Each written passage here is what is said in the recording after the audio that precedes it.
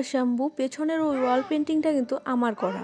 ভিডিওটা শুরু করলাম ওই বাড়ি থেকেই কিন্তু একটু নিয়ে গিয়েছিল বাজারে কেন গিয়েছিলাম সেটা তো দেখে বুঝতেই পারছো। কিন্তু প্রথমবারের জন্য আমি গিয়েছিলাম ছট পুজোর বাজার করতে। আমি নিজেও জানি না কি কি ছট পুজোতে লাগে। এই দাদাটাকে বলছিলাম যা যা লাগে আমাকে সব প্যাক করে দিয়ে দাও। এটা ছিল ছট পুজোর প্রথম দিন, নাহায় খায় কিন্তু ডাল ভাত সঙ্গে লাউ খেতে হয়, কিন্তু এটাকে লাউ ভাতও বলে থাকে। পুজোর দ্বিতীয় দিন খরনা দিন কিন্তু সারাদিন উপোস থেকে রাতে সূর্য ডোবার পর মাকে দেওয়া প্রসাদ বা মিষ্টি ভাতটা খেতে হয়। ছিলাম একটু বাজার থেকে এসে রেডি হয়ে প্রসাদ বানাতে বসে পড়েছিলাম। তো পুরো পারফেক্ট ভাবে করতে পারিনি। আমরা কিন্তু পুরো নিয়মটা জানি না, যতটুকু জানি সেইভাবেই করার চেষ্টা করি। হোক, এইভাবেই কিন্তু দ্বিতীয় দিন অর্থাৎ খরনা শেষ।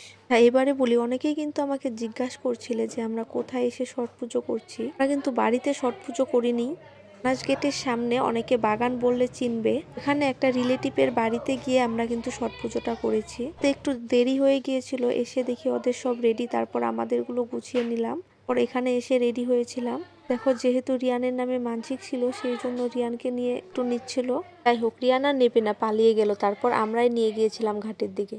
বাড়ি থেকে অল্প দূরেই ঘাট। পর আমরা ডালাটাকে মাথায় করে নিয়ে ঘাটের দিকে গিয়েছিলাম। এদিকে দেখো, ঘাটের এখানে কিন্তু ওরা আগে থেকে এসে সাজিয়ে গিয়েছিল। আগেই ঘাটে চলে এসেছিলাম, সেই জন্য এখানে এসে আর তাড়াহুড়ো করতে হয়নি।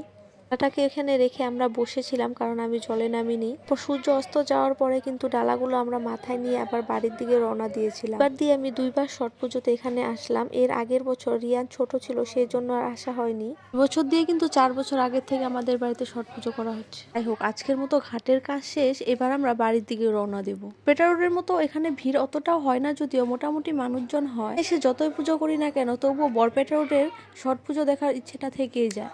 এইদিকে শুধু দেখো এটা কিসের প্রস্তুতি হচ্ছে সেটা কাউকে আর বলে দিতে হবে না। এখানে দেখো নারকেলগুলো হাতেই গ্রেড করছে। সবাই মিলে কিন্তু হাতে কাজগুলো করছে, এক একজন এক একটা কাজ করছে। ছোট বাচ্চাদের থেকে বয়স্ক সবাই কিন্তু মিলেমিশে কাজগুলো করছে। রাতে কিন্তু ঠেকুয়া বানানোর কাজ চলবে। আগে যখন একবার এসেছিলাম তখন ঠেকুয়া ভাজতে কিন্তু সকাল হয়ে গিয়েছিল। দেবকে কেন্দ্র করে দীপাবলির 6 দিন পর কিন্তু প্রতি বছর ছট পুজো পালন করা হয়। গেটের সামনেই কিন্তু আমাদেরও বাড়ি আছে। আর বাবা ছোটবেলাটা কিন্তু এখানেই কেটেছে। এখানে আমরা প্রায়শই এসে থাকি, কিন্তু এসে যখন পড়েছি 2 দিন তো থেকেই যাব। ভিডিওগুলো এই পর্যন্ত শেয়ার করলাম। রাতে যখন ঘাটে যাব ওই ভিডিওগুলো কালকে নেক্সট ভিডিওতে আপলোড করব। ভিডিওটা আজকের মতো এই পর্যন্তই। ভিডিওতে ছট পুজোর পরের নিয়মগুলো আপলোড করব।